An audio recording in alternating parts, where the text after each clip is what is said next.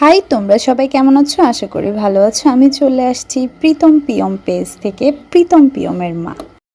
আজ আমার শুভ জন্মদিন, আর আমার জন্মদিনে প্রিয়ম আমাকে কি সুন্দর একটা গিফট দিল।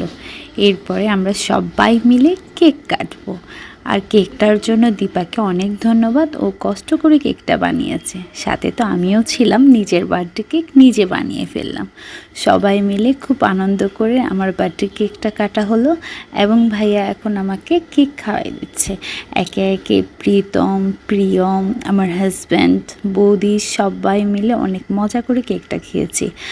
অসম্ভব মজা হয়েছে কেকটা খেতে। আমার একটা ছোট্ট পেজ আছে, খিদা লাগছে। এই পেজটা থেকে তোমরা চাইলে এমন সুন্দর সুন্দর বার্থডে কেকগুলো তোমরা নিতে পারো কাস্টমাইজ করে।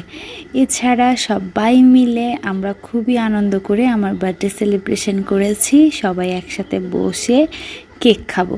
এই তো এদিকে প্রিয়ম আমার সাথে অনেক দুষ্টামি করছে কেক নিয়ে। পরবর্তীতে আমি ওকে কেক খাওয়াই দিলাম।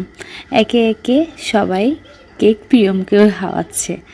তো এই তো প্রিয়মের দুষ্টমি কিন্তু থেমে নেই। এদিকে দেখো আমার কেকটা অনেক সুন্দর হয়েছে, তার থেকে বেশি খেতে অনেক মজা হয়েছে।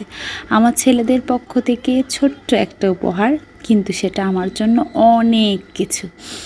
আই লাভ ইউ মা, ঠিক আছে, সেটা অনেক কিছু। তো এই তো সবাই মিলে দুষ্টমি করছে। প্রীতমের সাথে ওর বড় ভাইয়ের কি আলাপ হচ্ছে আমি ভুলে গেছি, তাই বলতে পারতেছি না। এরপরে রাতের আহার না হলে কি হয়, সবাই মিলে আহার করতে বসে গেছে, আর আমি লাস্টে গিয়ে পরিবেশন করছি। বার্থডে গার্ল কি বার্থডের দিন কোনো কাজ করে বলেন তো? এই তো আমার বার্থডেতে পাওয়া অসাধারণ কিছু গিফট, যেটা আমার মেমোরেবল হয়ে থাকবে। তো আবারও দেখা হবে নতুন কোনো ভিডিও নিয়ে তোমাদের সাথে।